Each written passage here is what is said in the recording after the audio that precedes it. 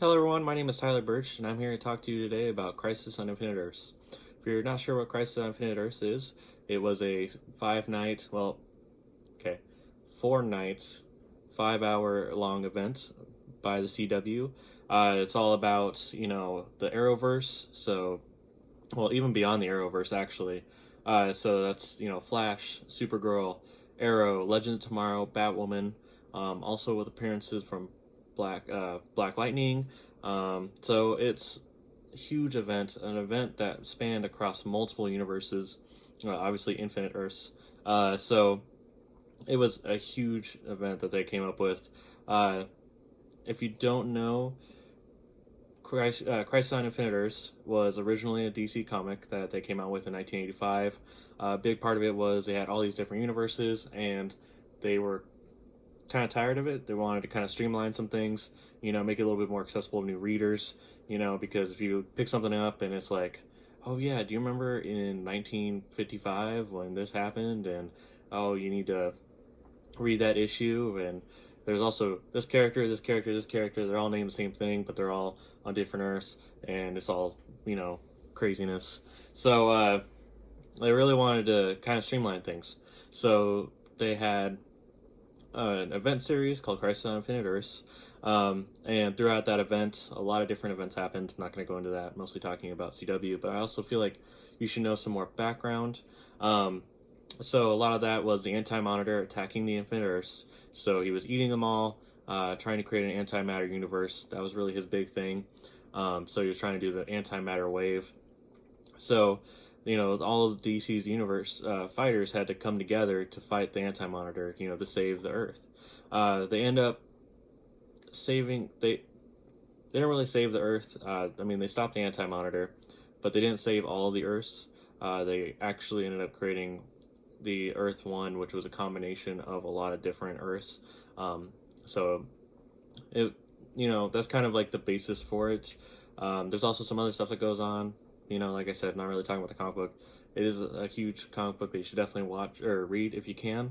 Definitely highly recommend it, just because, it was the first big event. Comic books before then, they didn't really do big events. This was lines. Every single comic had to deal with Crisis on Infinite Earths, and everything was different after that. Nothing was the same. So I think just for that kind of value, it's something worth checking out.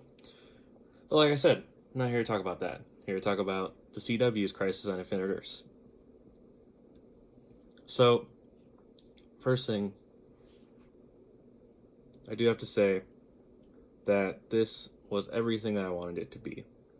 So, I don't really know what to expect. You get told, hey, we're going to do this giant crossover with everybody.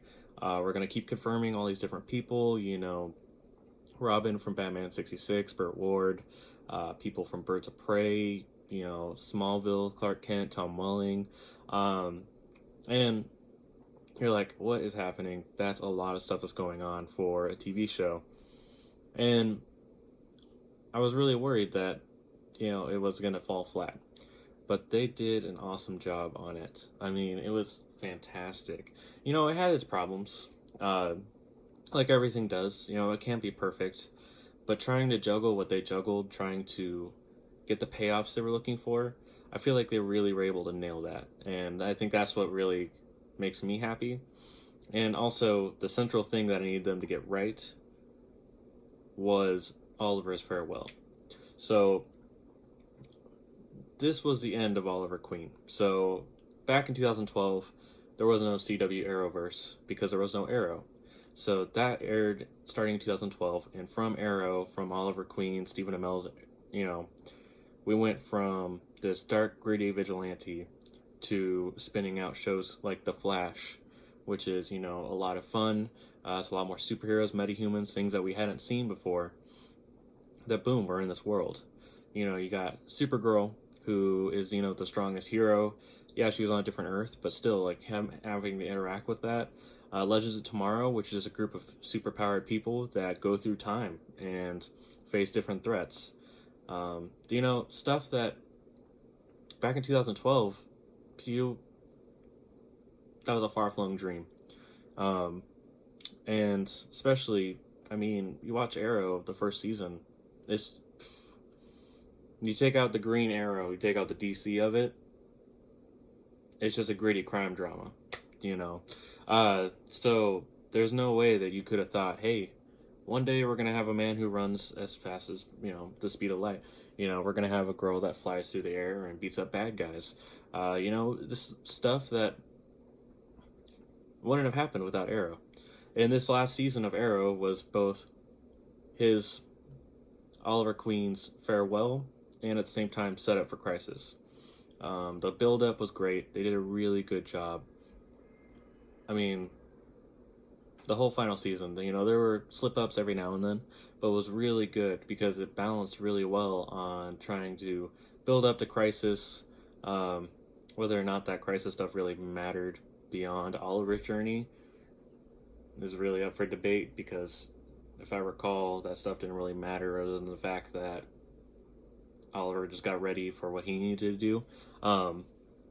But it was a great farewell. I mean, the emotional moments that they had in that 8th season were just fantastic, And to do that while also setting up an event the size of Crisis on Infinite Earths just speaks to the volume of the writing, the abilities of Stephen Amell.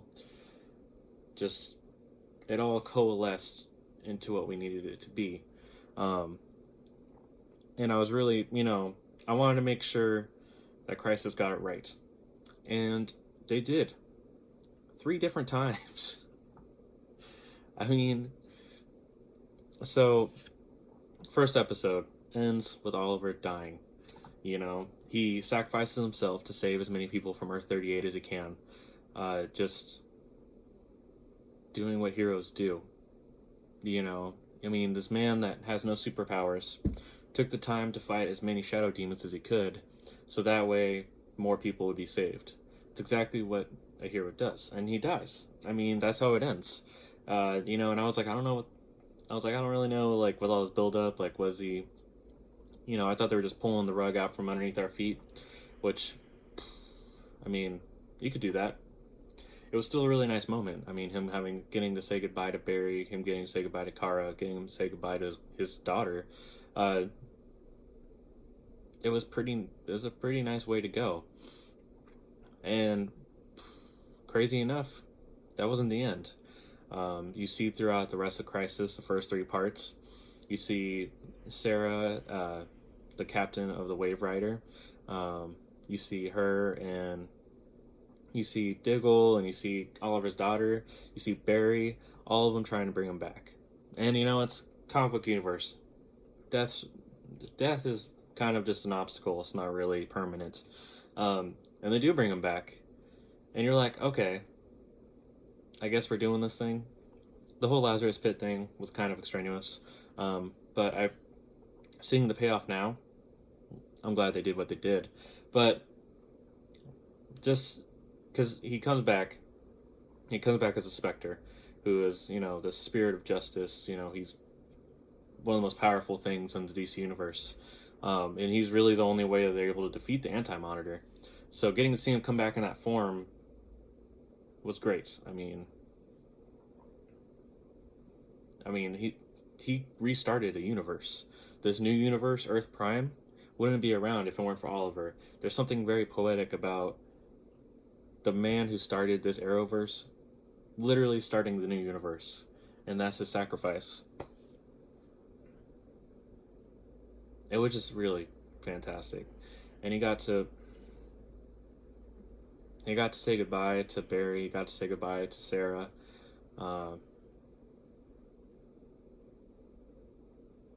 I will say that I really hope that he gets to say goodbye to Diggle in these last 2 episodes of Arrow Season 8. That's the one thing. And the scenes where Diggle talked to Sarah about how he wasn't there for his brother and how he wasn't able to help Oliver in the end broke my heart, because their bond is so strong and they've been through so much. It really hurts that he wasn't able to be there. And I know that he wasn't able to be there because he's not a Paragon and this or that, but I really hope they get that moment. That's just something I really want to see later on. But So getting to see him have that moment, he starts the universe. You're moved. I mean, I know I was. I mean, somehow every single time I was more moved. I didn't think I'd be able to do that. I thought it'd be, too spent. But they just kept pounding, they just kept laying it on, and it still somehow got more emotional. It never cheapened the previous experience, but it just enhanced how much he really means to this universe. And the third time that we do this farewell, it's not with him because he's gone. Because after he restarted the universe, he did die. Well, I don't know if he died or not. He's not there anymore. When they restart the universe and everybody else is still there, he's missing. Weirdly enough, so was his costume. His costume shows up. I don't know what they're trying to do there. But I'm hoping that's because he's getting the happy ending that he deserves that we saw at the end of Arrow season 7. Just because, I mean, he sacrificed everything, so I want to see him be able to live his life out with Felicity, and be happy. So I'd really like to see that just at the end of season 8. But what they did as a farewell was you see the president address the nation, talking about how great Oliver's sacrifice is, acknowledging that even though people didn't actually see this, they were still able to acknowledge the fact that Oliver sacrificed himself to make this new universe happen. And I think that was really great. And then you see, his costume. You see they have like a fire pit that is a shape of the original Arrow logo, which I thought was a really fantastic touch. And everybody just talks about how much Oliver meant to them. It's pretty great. I mean, it really got me. I was saying goodbye to this character is definitely something that is going to leave a hole in the CW and in my heart. So I think seeing how much you could say Crisis on Infinite Earths is about everybody, but it was really about Oliver Queen. It was really about his journey, his sacrifice to do what heroes do, and to instill that hope for the future. And I think that's what's fantastic. They talked about, Oliver and Barry talked a lot about how dying is easy. The real work is for the heroes who have to continue after. And everything about this is about the future, just as much as it is acknowledging the path that they've taken. I actually think that this ending might have been better than Endgame, in my opinion. And I'm not saying that Endgame's ending wasn't fantastic. That was really well executed as well. They just, Crisis had a little bit more space because it was, 5 hours as opposed to 3 hours. But also, they did a different tactic because the Anti-Monitor and Oliver's sacrifice was at the end of episode 4. So we had an entire hour with this new Earth, of them getting used to this new reality, of seeing all the different changes, because there are changes. I'm not sure how big of changes yet, other than the fact that now Supergirl is on Earth Prime with Flash, instead of being in Earth 38 and Earth 1. Black Lightning's also on that Earth, so all the CW shows are now on the same Earth, which should hopefully make crossovers easier later or early on. So hopefully we can see a little bit more dabbling, a little bit more characters getting a little bit more out there. Not so much, it doesn't have to be like always crossing over, but you know what? Let's shake out the supporting cast sometimes, something like that. Nothing too crazy, but let's remix it. Let's get a little bit crazy with it. So you get to see that. You get to see Oliver's hope. With Endgame, it ends with Iron Man being gone. You don't get to see what that future looks like. In this one, they show all the different Earths that are still around, because it's not just Earth Prime that sticks around. It's also, Earth 9, the Titans world. You see the Titans world, you see Doom Patrol's world, you see Swamp Thing's world, all of which they were on. At least 2 of them were on same Earths, but now they're not. So I don't know if maybe like DC Universe has decided they're not doing that. That's another topic for another time. But so you get to see like that, really, like you feel that hope. You see, even while they're honoring Oliver, you really get to see them talk. They pretty much build the Justice League for the CW. Something that we kind of been waiting to see, but we've never really gotten, even during all these different crossovers. But you see them, they get the table, they all got seats. Oliver's got a seat, which was a really nice touch. I really appreciated that they did that. But so it's like everybody's really coming together. You really see a lot more people in new roles too, which I think is really good about this. Because you see some real growth. Sometimes things that you don't really you don't remember as much. Like for example, Sarah Lance. Yeah, she's the captain of the Wave Rider. She's technically the captain of the Legends of Tomorrow. But it's never felt like she's like that. Like, she is the leader type. Definitely, she's the one giving orders, telling people what it needs to do, rallying them. But sometimes she gets lost in the group sometimes. But this episode 4 and 5 really focuses on her and Barry, and because they're the ones that knew Oliver the best, right? Barry's been around since season 2. Oliver was his mentor. He taught him everything he knew. And Sarah's known him like all her life, and he brought her back to life. People that have really intimate connections with Oliver. You really get to see Sarah step up. She leads the team. She doesn't just lead the Legends. She actually leads everybody to take down Bevo. So you really get to see her kind of step up and be remembered as the leader of a show. She is the leader of the Wave Rider, and seeing people really acknowledge that, and seeing her on the same level as Barry, because it's always been Oliver and Barry, Kara kinda, but like not totally, and that's pretty much been it. And now we got like Batwoman, but like kind of seeing like the pairings, and seeing how they really work with each other. Like Barry and Sarah now have had a relationship that I'd never expected, of camaraderie, of them really building each other up and empowering each other in the wake of Oliver's death. That's not a pairing I really saw coming, but it's a pairing that I really loved seeing in these last 2 episodes. Kara and Kate from Batwoman, like, we finally get the Batman-Superman relationship that we've been waiting for in the movies, in the TV shows with Batwoman and Supergirl. You really get to see how they respect each other.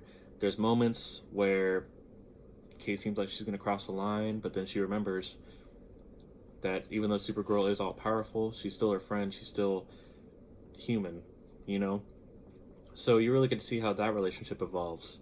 And I'm really excited to see how that plays out now that they're on the same Earth. So, really, they did a really good job of strengthening some of these relationships, which I think is really important, because it's really easy when you do a big event to want to be like, here's spectacle, spectacle, spectacle, spectacle, And there was plenty of spectacle, but there was also character moments. We got to see a lot of people interact with each other, people that don't normally get to, and see what exactly that impact has. And I think that impact's going to have... it's going to impact all the shows for a really long time. So I'm really excited. It really felt cohesive, which I think is really important. They were able to introduce characters like Black Lightning into this crossover, someone who's never interacted with another CW show before. And yeah, his role was really small, but you still started seeing those established connections. You see Flash and Black Lightning talk to each other about loss of their family, loss of their parents, loss of their children. And you get to see that relationship form, and I really hope that relationship comes into play later. But I think that was really important because, yeah, his arc he wasn't very involved in the crisis, but he played key roles, and he was able to establish himself in this new world, and I think that was really good. We got a lot more FaceTime with Superman, with the Clark Kent of Supergirl's world, which is really important because they got a show coming out, so we need to see more of him, and we need to see more of Lois Lane. I definitely think they did a really good job. I'm really hoping that we see some changes after him interacting with other Supermen, because we got to see him work with, he talked to Smallville Superman. We got to see him talk to Superman Returns Superman. And I think that really, I hope that leaves an impact beyond the changes that were made because of Crisis. So I think the relationships really form the bedrock of they form the foundation of this crossover, and it really shows in the success of this crossover. It's not just character interactions and you're like, oh my god, like what, like this Superman Returns Superman showed up and now he's interacting with another Superman, like wow.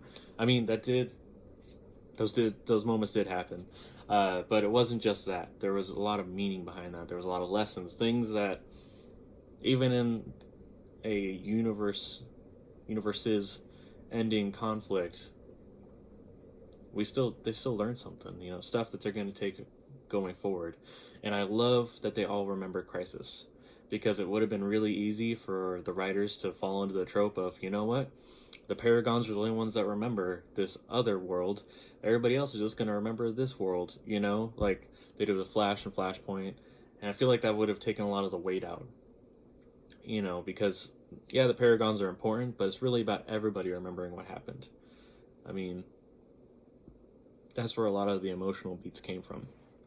Actually, one of my concerns is we don't see Diggle's kid, we don't see Oliver's kid.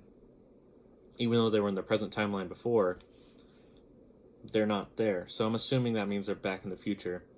But I'm really worried because I'm into the Green Arrows and Canaries show idea, but I wasn't really into it until I saw Mia working with Oliver and all those lessons, and kind of just seeing that relationship grow. That really made me buy into them. So I'm really worried about that. Maybe they're not going to have her remember her interactions with Oliver, and I think it'd be a real shame, because I think the mentorship he showed her, and that you get a lot more feeling with that legacy, just from that small interaction. Something I'd say we probably never really got with Roy, and we got with Thea. Like, we got it a little bit, but there was something more endearing. Maybe it was just the father-daughter chemistry, but I think just those moments with Mia were just more profound. They're more impactful, and I think I really want to make sure that in the show she remembers that stuff. It's not just back at square one. So, we'll see. We don't know what's going to happen in the future. There were some changes after Crisis on Infinite Earths. Things like Diggle's daughter is back, Sarah. So she's back. There was also a son there. I don't know if that was John Diggle Jr. or if that was Connor Hawke. They didn't really tell us specifics. So I've seen some people say it's John Diggle Jr. So now that they have two children, I'm kind of just hoping it's Connor Hawke, because I didn't really dig the whole John Diggle Jr. being evil and Deathstroke-y in the future. But I understand if they want to keep up that plot thread. I kind of want to see what the future looks like now, for Green Arrow and Black Canaries. I'm really excited to see if there's any impact. Is Renee's daughter still alive? Things like that. So, or William and Mia brought together, like Oliver told Diggle to make happen. Who knows? Another one, and this one is actually kind of big just for the future. You see Superman talking to, he's talking to Lois, and she's like, yeah, like your sons need you. And he's like, sons? Because he only had one son. He had John, little baby John. So I'm really interested to see because my biggest concern about a Superman and Lois show is that we've seen it a lot. We've seen it in all the movies. We've seen it in Smallville for 10 years. We saw it in the New Adventures of Lois and Clark. So I want to see what's going to be different about this one. And, yeah, it's different because they're already married and they already have a kid. So it could be different that way. But I want to see a little bit more of that Superman family. I want to see a little bit more like it is in the comics, And I was really hoping they had this really weird moment in Crisis on Infinite Earths where they sent John off, very Superman family-like, where they send him off as the last survivor of Krypton. They're still alive, though, so that wasn't. But and then he went to a different Earth. He went through like a time wormhole thing that took him to a different universe and a different time. And it was to clean up a thread from Legends of Tomorrow. But I was really hoping that they were going to make it so that way John was like, he was a child, you know, he was like 6 or 7 or maybe 10. So that way we would get that, you know, a little bit more interaction, because it's you know, harder to interact with a baby. So I was hoping we get that, you know, the John from the comics. So, you know, who knows? Maybe that will happen.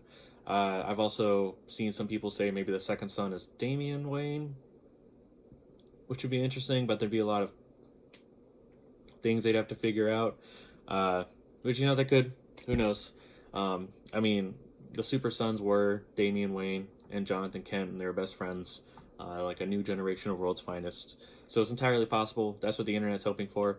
I'm hoping for, if it's going to be Jonathan Kent, I really need Connor Kent.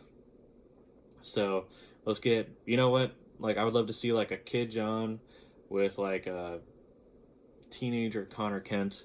Kind of to get to see like that sibling relationship form between them. I think there's just a lot of opportunity there. I'm not sure. You know, there's always the Lex relationship as well. I'm not sure if, because so Lex Luthor in this new universe is a good guy. Not sure if he's good or not. Probably not. He still remembers being evil, so probably not. But so we don't know if that's going to spin into Supergirl, or if it's going to be in the Superman show, maybe both. We don't know how that's going to happen. That's a really big thread that they left out there, specifically, you know, to set up like what exactly is going to happen for the rest of Supergirl. I will say there actually was not as much. There wasn't as much setup as I was expecting for the rest of the seasons and just in general. There was actually a lot of characters missing, which intrigues me, because I'm not sure if that means that like they're just like, oh yeah, the reason why is because they just were off doing something else, or if maybe their circumstances are different. So, you know, like, we didn't see Cisco. He wasn't there with Barry and Caitlin, which was really odd. But Cisco is also like my favorite, so I hope nothing happened to him. But so that could be different. You know, we really didn't see anything about Batwoman's, Batwoman's Gotham, so that could be completely different. You know, maybe her sister that she's been fighting all season is now a good person, and they're got that relationship now. You know, we don't really see what happened with Flash, so we don't know what's gonna happen the rest of the season. What I'm thinking is that they're gonna do like a Flash was meant to die in Crisis, but now he's not, so we're gonna, you know, the world's gonna be trying to deal with what that's gonna look like. You know, I feel like that's gonna do something to the time stream, because with Flash it always does something to the time stream. So maybe Thawne's gonna come back, conspicuously absent from Crisis, which I was really unexpected. That was really unexpected because he's the one that always had future knowledge about Crisis, so I thought he'd be there in some aspect, and he wasn't. So I'm wondering if maybe that's what he's gonna do. Since the season, the half season villain is gone, you know, it's an open ball field, so we don't know what's gonna happen. We're gonna see what happens. We did not see Elongated Man, so we don't know what happened with him. I mean, with Arrow, like I said, there's now the daughter and the son of Diggles. That was about it. They didn't really show too much else. We didn't see anything about Black Lightning other than the fact that he's now in this world. So we don't know if there's any ramifications on his. I think really, I mean, we didn't see anything on Legends. So we don't know. Maybe this is how they're going to bring back Zari now that because she was gone at the end of last season.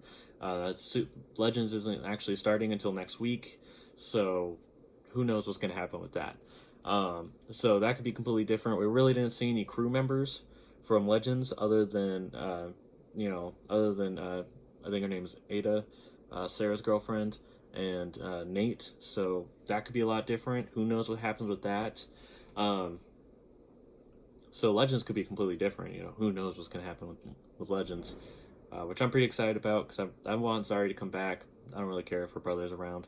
So we're going to see what that looks like, you know, because, I think it's very interesting that they only showed a couple people from Legends. I'm really trying to draw conclusions based off of just the fact that people aren't there, and I'm sure it's not going to end up like that. But you never know. You know what? Just gotta hope for the best. But so a lot of changes, a lot of things. I'm hoping there's more changes than what we saw, because my biggest complaint about the Arrowverse has always been their inability to follow through. Classic example, season 3 Flashpoint was an episode. I think that should have been a half season arc. Yes, every show could have been different. I think that would have been a really cool change. I mean, I think that could have been really interesting seeing how it plays out, even if it's only a few episodes. Just seeing how those other universes, I mean, really, like, Arrow's the only one that really needed to change. Supergirl's on a different Earth, so it's exempt. So, you know, things like that. But, so I really want to see them stick the landing. I want to see them do a little bit more than just, oh yeah, there's now a couple kids instead of one kid. So, we're going to see, I mean, Supergirl seems like the only one that had the, like, earth-shattering status quo. So, we're just going to see how the rest of it turns out. I'm really excited about it, though. It did get me really excited about the Arrowverse in the future. Which I think, like I said, that's what was really important to me, is talking about the future. Because, yeah, Arrow's ending, but everything else is continuing. I mean, everything just got a freaking another season ordered. They all got renewed before Crisis even finished. So, it really shows that they're really continuing, you know, they're gaining steam. I mean, Supergirl, or, sorry, not Supergirl, Stargirl's going to be coming out soon. Maybe not soon. This year, for sure. We even got a tease of it during the end of Crisis. You see her Earth. So we're really going to be seeing a lot more coming out of these DC shows. So I'm really excited to see what the future holds.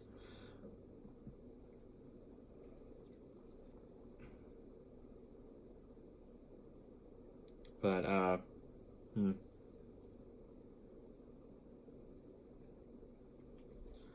think, just some closing thoughts. I mean, watch this. If I had to give it a 5-star rating, it'd probably be a 4.5.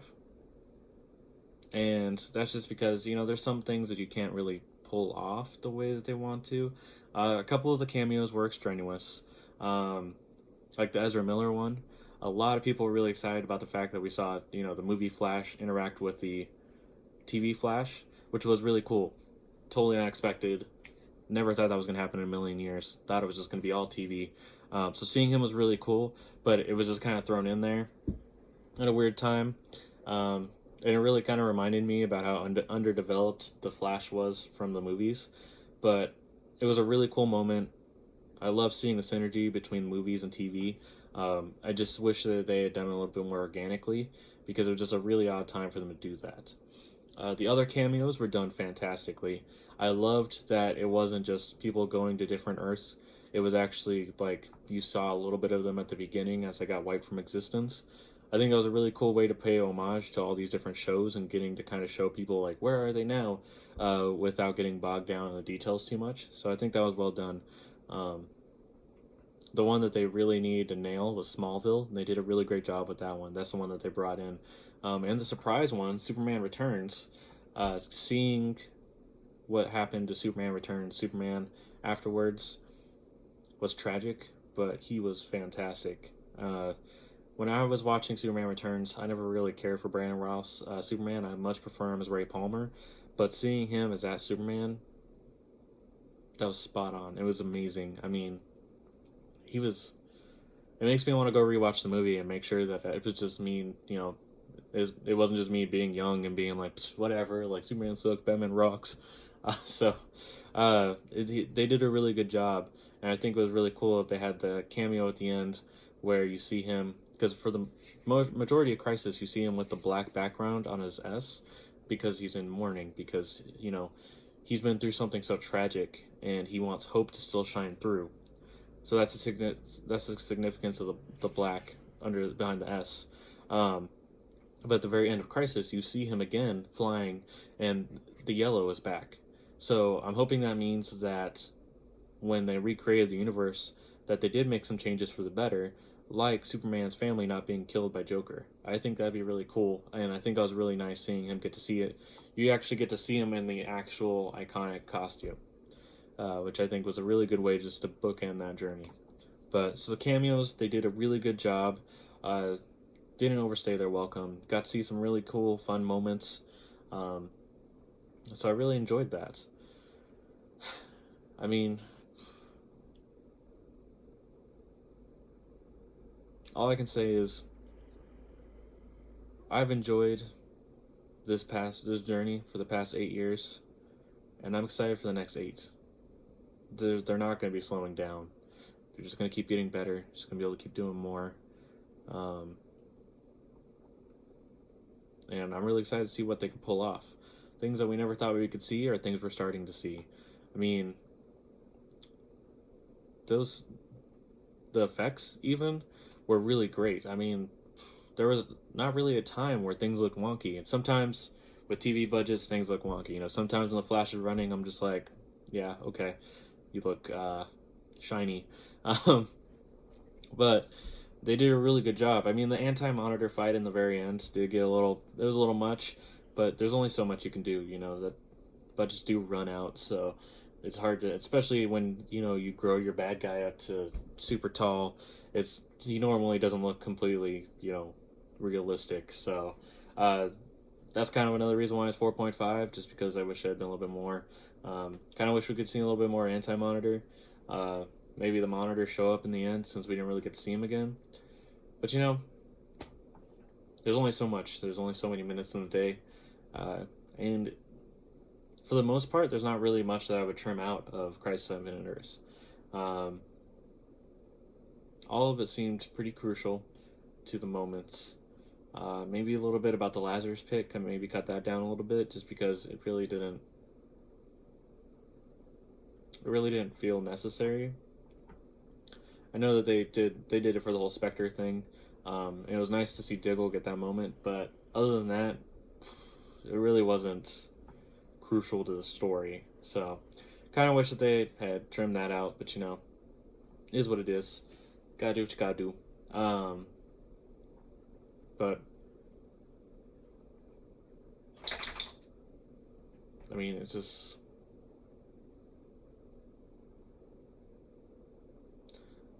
I'm really excited. I'm really happy. Farewell to Oliver, but hello to this brand new world. Hello to this brand new area of storytelling. Hello to the future of DC TV. I'm excited. I hope you're excited. I hope you took away a lot from this. It's a great crossover. I don't know if you can watch it if you haven't watched any of the shows. You might be able to, but you probably wouldn't understand. There's a lot of heavy lifting from the shows beforehand, so it's not totally self-sufficient. So I don't know if it would totally work like that, but I highly recommend you watch it, just for the sheer fact that this is an event that we've never seen before on TV, and I don't know how they're going to top it. I don't know if they're even going to try, but they're just going to keep moving forward, and we're just going to keep moving forward with them. Thanks for listening. My name's Tyler Birch, and I hope you enjoyed this episode on Crisis on Infinite Earths.